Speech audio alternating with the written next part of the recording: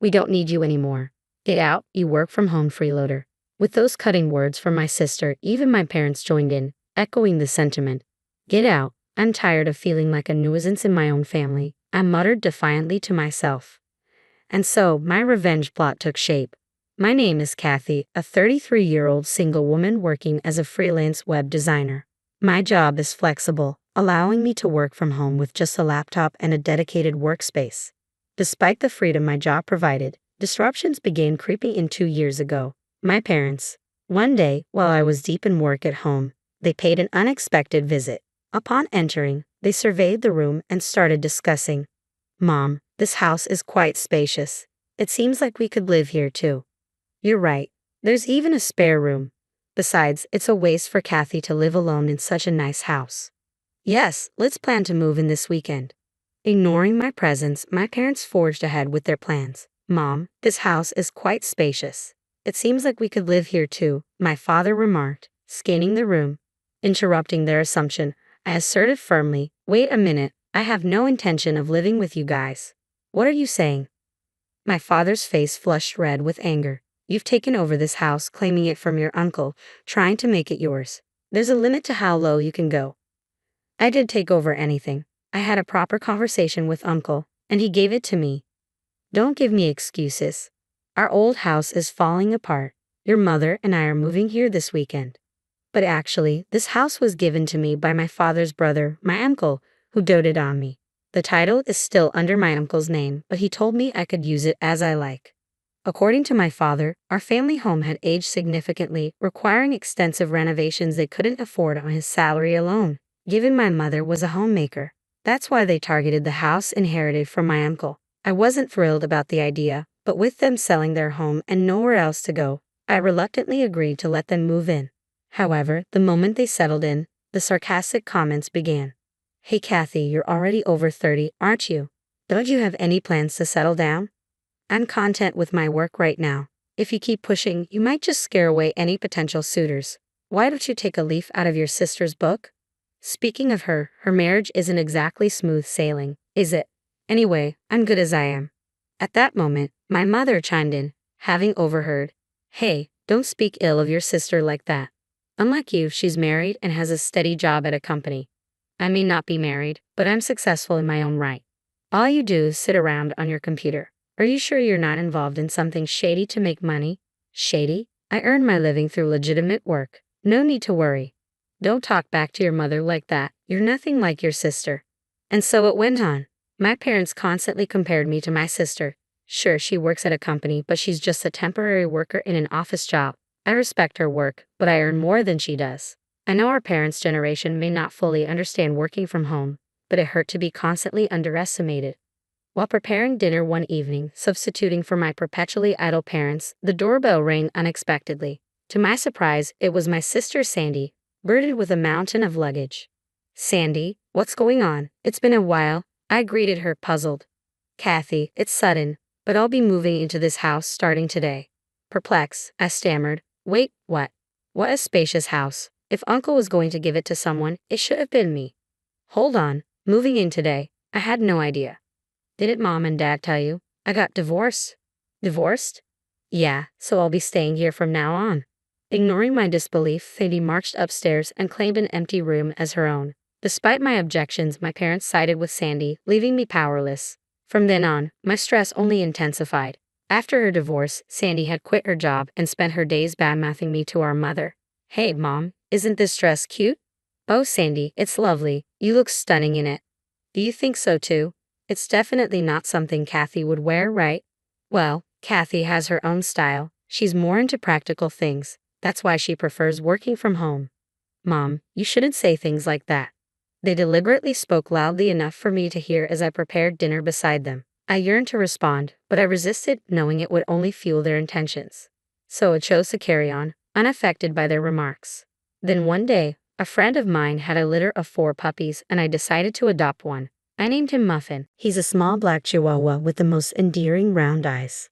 Whenever he looks at me, his tail wags so enthusiastically it seems like it might fall off. Owning a chihuahua had been a childhood dream of mine. Working from home could be isolating at times, and I felt Muffin would bring much-needed companionship. From now on, your name is Muffin, all right? Woof. I didn't consult my family much when I decided to adopt Muffin. After all, it's my house and I'm the one responsible for all his expenses. So, I didn't see why they should have any complaints. When I brought Muffin home, as expected, my parents and Sandy started to complain. Hey, we didn't agree to you getting a dog. Yeah, dogs smell, don't they? I can't stand the odor. Kathy, how could you bring a dog home without consulting us? We didn't approve of this. As they voiced their complaints, I calmly responded. Firstly, I didn't find him on the street. A friend gave him to me. Besides, I'm covering all of Muffin's expenses, so shouldn't be any issue. What I keep in my house is my business. If you have a problem with it, you're free to leave. Initially, they protested vehemently, their faces red with anger. But within hours, they were captivated by Muffin's charm and began doting on him. Aren't you just the cutest? Are you mommy's boy? Daddy's little buddy? Or maybe Sis's little shadow? Come here, sweetie. Wait a minute, what happened to their anger just a moment ago? Was it all a dream? My entire family was completely taken with Muffin. Since then, they have been constantly doting on Muffin. Thanks to this, their animosity towards me had diminished and I could enjoy relatively peaceful days. However, one day, an incident shattered this tranquility. While I was out running an errand, my sister Sandy called me urgently. Hey, come back home right now. Surprised by her sudden demand, I asked, what happened? She exploded in frustration, yelling, it's not what happened. Muffin just did his business on my clothes. What if they smell? Just wash them quickly, and they'll be fine. Besides, leaving your clothes on the floor isn't exactly Muffin's fault. What? It's my fault? It's your negligence in training Muffin. Enough. Muffin is still a puppy. If you'd have taken him out for a walk, he wouldn't have done it inside. Weren't you planning to take him out today like you said? Well, I was going to do it later. This happened because you didn't train him properly. If you want compensation for the clothes, you'll have to discuss it with me. As expected, when I returned home, Sandy was furious. My parents had been briefed, and they stood with Sandy, glaring at me. Sandy tossed the soiled clothes at me and erupted in frustration once more. I'll be deducting the cleaning costs from your allowance, all right. Why should I pay? It happened because you didn't take him out and left your clothes lying around.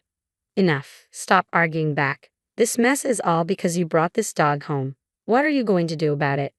Calling him a stupid dog? You were so fond of him before. Isn't it harsh to say that just because he had an accident? It's your fault for not training him properly. Take responsibility. Why can't my family think beyond their own convenience? Shocked by my sister's selfishness, my parents interjected, Kathy, shouldn't you apologize to Sandy first? That's right, this all happened because of that dog you brought home. Can't we just let it go? Puppies are like babies, they make mistakes sometimes.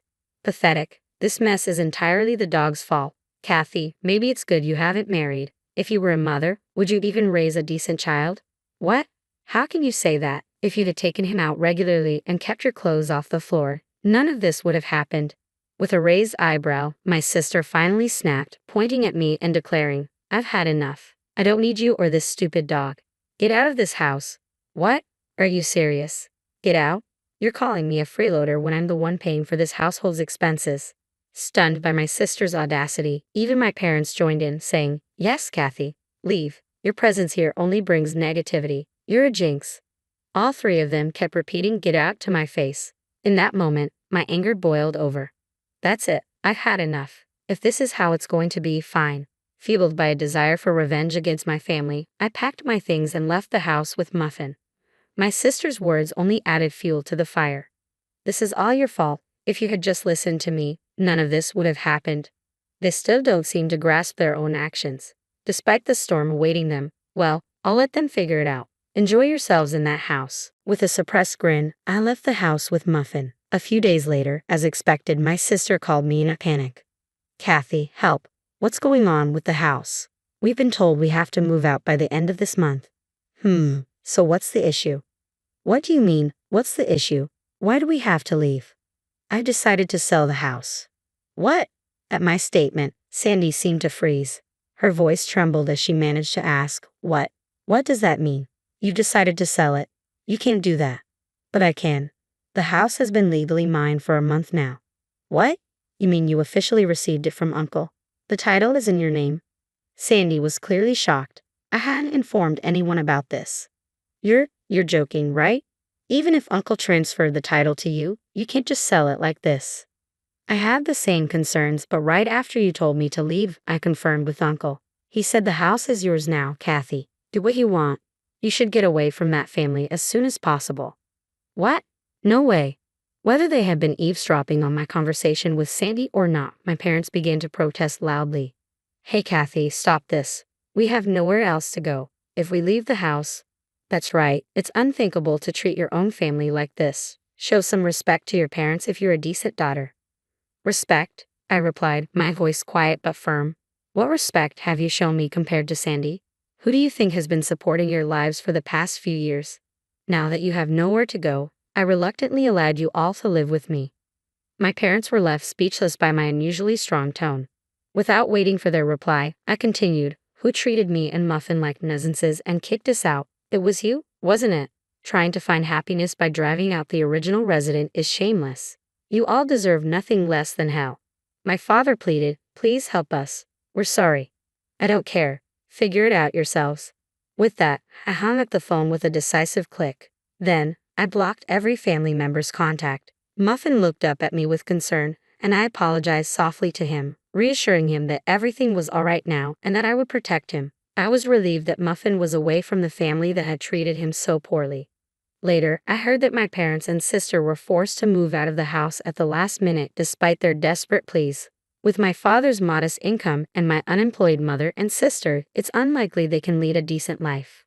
Rumors had it that my sister was constantly badgered by our parents to find a job, and their family dynamics seemed to worsen by the day. While I had no interest in their affairs, it was clear their standard of living had declined since I moved out. It seems they're reaping what they sowed. They brought it upon themselves. Meanwhile, I found contentment in my new pet-friendly apartment, spending my days happily with my beloved dog. I worked on my own schedule without anyone to question it. My earnings were now solely for myself and Muffin. Life was good.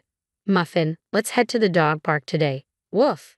Muffin seemed livelier than ever, perhaps because the noisy family was no longer around. From now on, I aimed to protect Muffin for life and lead a peaceful existence.